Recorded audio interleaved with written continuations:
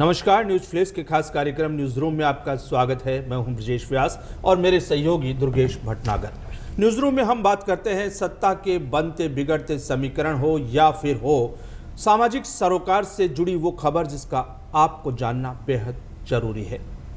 राजनीति हो या फिर समाज से जुड़ी वो बातें, उन सब पर हम खुलकर बात करते हैं और बात करते हैं उन मुद्दों पर जो देश हित में सबसे ऊपर है। आज अगर हम दुर्गेश बात करते हैं तो सबसे बड़ी खुश खबर है कि शुभांशु शुक्ला ग्रुप कैप्टन वापस लौट आए। बिल्कुल। और स्पेस में रहने के बाद एक बड़ी उपलब्धि है एक भारतीय के लिए कि हम इतने लंबे समय तक अंतरिक्ष में कोई भारतीय अंतरिक्ष यात्री रहा और वो सुरक्षित लैंड कर गए कैलिफोर्निया के समुद्र तट पर। तो किस तरह का आप उसको देखते हैं, क्या इस उपलब्धि के मायने क्या हैं?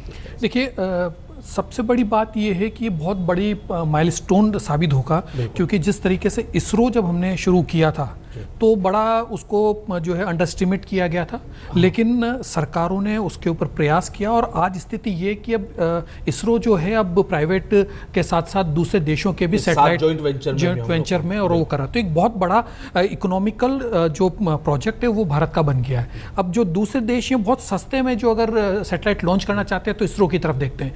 ये एक नया मिशन है, हम भी हमारा जो अंतरिक्ष स्टेशन है वो हम वहाँ पर काबिज करना चाहते हैं अंतरिक्ष में, तो ये उसकी एक पहल है।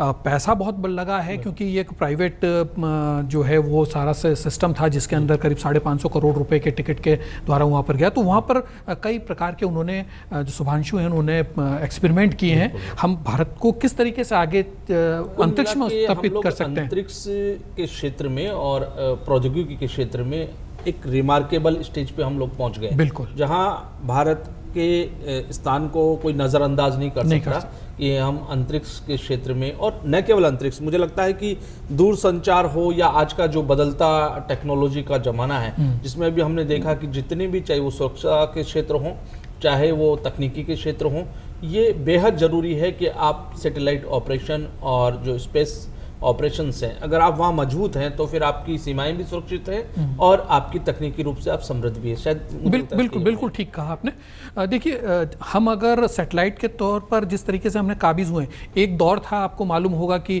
जब फोरकास्ट आता था तो किसान या वहाँ के जो लोग बाग थे वो सब ये समझते थे कि आज अगर कोई कह दिया, अगर फोरकास्ट हुआ कि बारिश होगी तो उस दिन बहुत तेज धूप हुआ करती थी और बड़ा लोग हंसते थे उसको। के आंकड़ों के ऊपर। लेकिन अब जब भारत ने अपने सैटेलाइट वहां पर करते तो हर 3 घंटे में जो है वो चीजें सामने आ रही है, फोरकास्ट भविष्यवाणी हम कर पा रहे हैं, तो ये किसानों को भी इससे बेहद लाभ है, बहुत फायदा हो रहा है। बिल्कुल।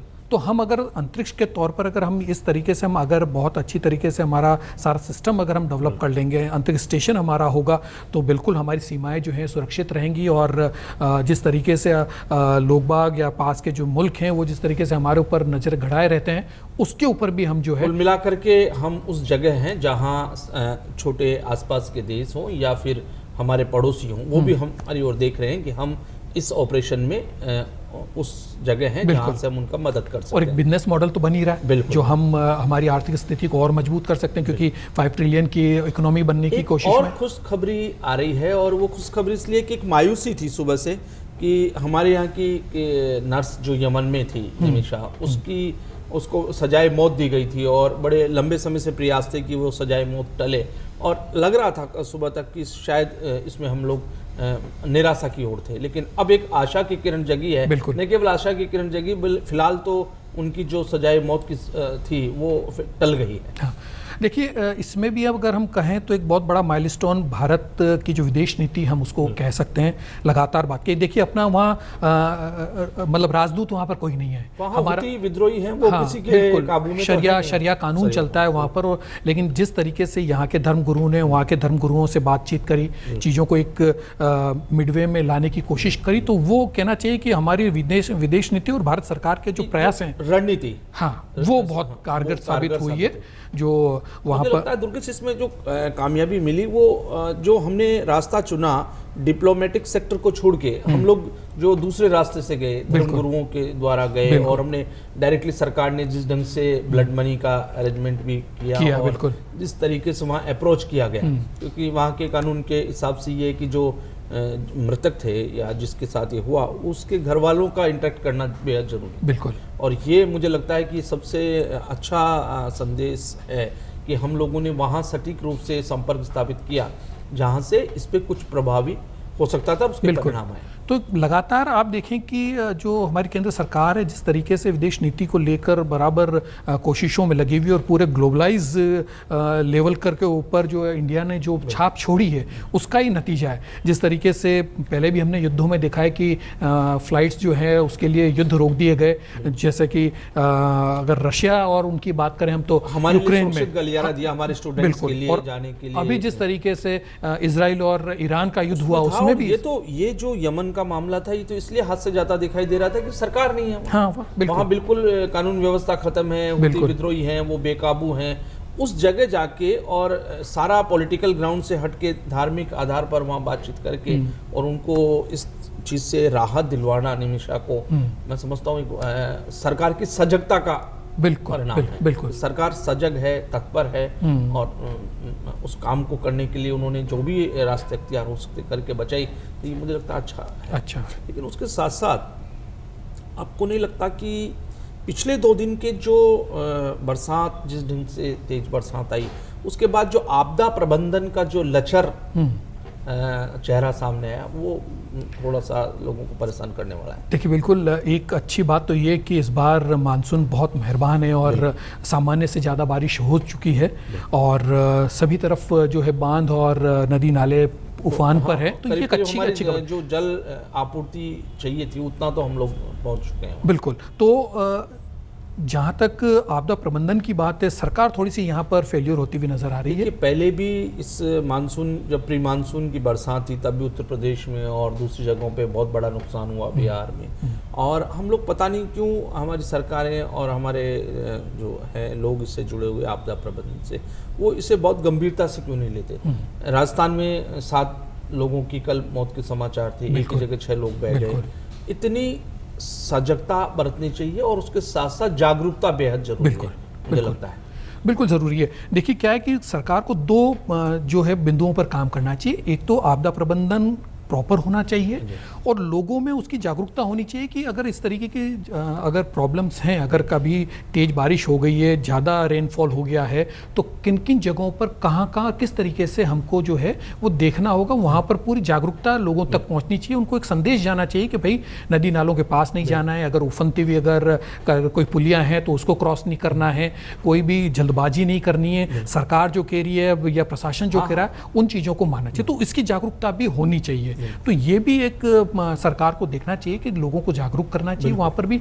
तो ये दोनों चीज़ें बहुत ज़रूरी है और प्रशासन को भी ये देखना चाहिए कि किस तरीके से उसको स्थानीय स्तर पर वो उनको जो पता है। और जब हम बात कर रहे हैं कि आजकल सटीक भविष्यवाणी है कि हेवी रेनफॉल होगा और यहाँ इस तरह का वाटर स्टोरेज की प्रॉब्लम आ सकती है या ज़्यादा फ्लो हो सकता है, तो उन सारी चीज़ों को देखना चाहिए। सब देखना चाहिए। बिल्कुल। मुझे लगता है कहीं ना कहीं ये गैप हमेशा चलता रहा है और अभी भी हम लोग घटनाओं के बाद सबक नहीं ले पाते। और लेकिन एक और खबर है, उस पर हमें बात करनी चाहिए कि एक दिन पहले मंत्रिमंडल की बैठक हुई है और मंत्रिमंडल की बैठक में बहुत सारे निर्णय हुए। आपको उन निर्णयों को किस तरह से हम दर्शकों के साथ देख सकते हैं कि इससे क्या कुछ होने वाला है? देखिए, बड़े क्योंकि करीब 2-2.5-3 महीने के बाद जो है वो बैठक हुई है, तो एक लोगों को ये भी था कई चीज़ों में उसमें।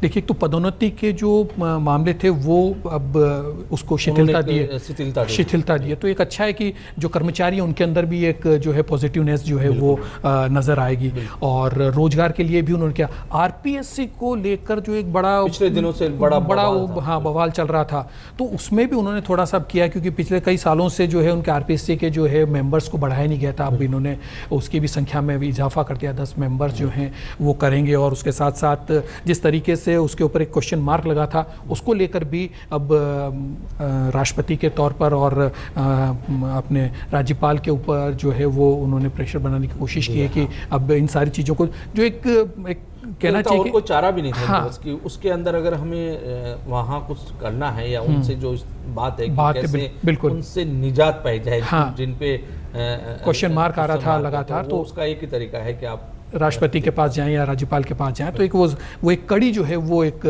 बनाई है, तो एक बढ़िया बात है। और सबसे बड़ी बात है जो कल के निर्णय हो उसके अंदर मेडिकल टूरिज्म को लेकर बड़ी बात करी गई।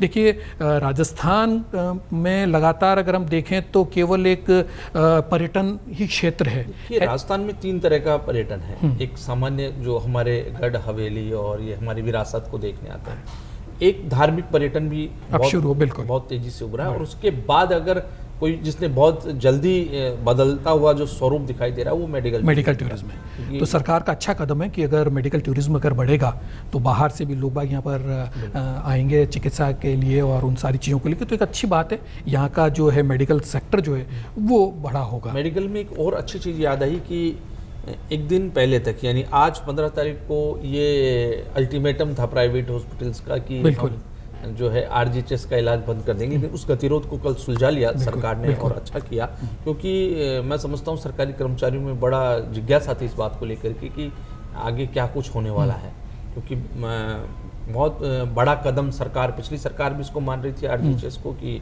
ये बहुत बड़ा एक लोगों को, कर्मचारियों को राहत देने वाली चीज़ थी, और अब इस सरकार ने सुलझा लिया। तो वो जो तनाव था कि पता नहीं आगे इलाज का क्या तरीका होगा, कैसे होगा, वो उससे भी मुझे लगता है थोड़ी सी बिल्कुल, क्योंकि देखिए केवल सरकारी अस्पतालों पर निर्भर रहें ये बड़ा मुश्किल है, क्योंकि इतने सरकारी अस्पताल हैं नहीं।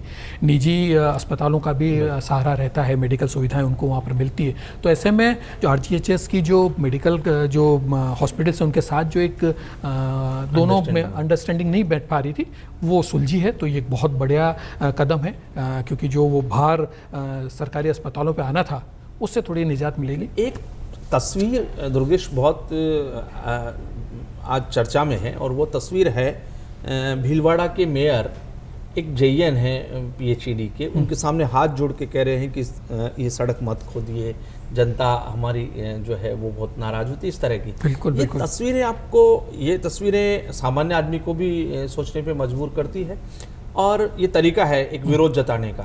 हालांकि वो नाराजगी थी और नाराजगी के बाद उन्होंने हाथ जोड़ के ये निवेदन किया, लेकिन कांग्रेस ने ट्वीट किया गोविंद सिंह डोटासरा ने, और उन्होंने कहा कि कुछ दिन पहले गढ़ी विधायक भी ऐसे ही हाथ जोड़ के खड़े थे, और अब उसके बाद में भीलवाड़ा के विधायक, और भीलवाड़ा में सारी सीटें जब बीजेपी के पास हैं तब इस तरह से जन प्रतिनिधियों का अधिकारियों के आगे हाथ जोड़कर खड़े रहना या गिड़गिड़ाना, वो बताता है कि राजस्थान में क्या स्थिति है जनप्रतिनिधियों की। बिल्कुल, ब्यूरोक्रेसी किस तरीके से हावी है। देखिए गोविंद सिंह डोटासरा या कांग्रेस की बात करें, विपक्ष की बात करें, तो वो लगातार कह रहे कि ब्यूरोक्रेसी हावी है। तो एक ये परिदृश्य जो है वो एक उसका पहलू ये नज़र आता है।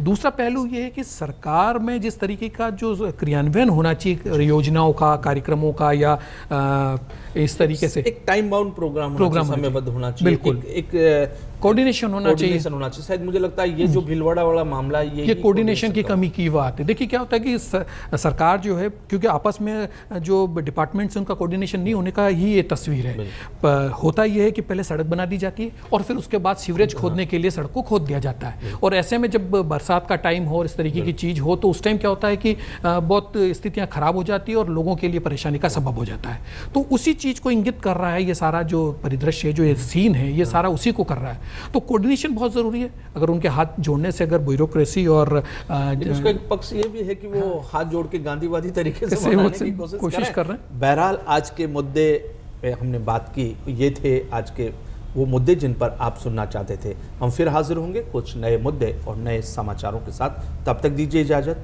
नमस्कार।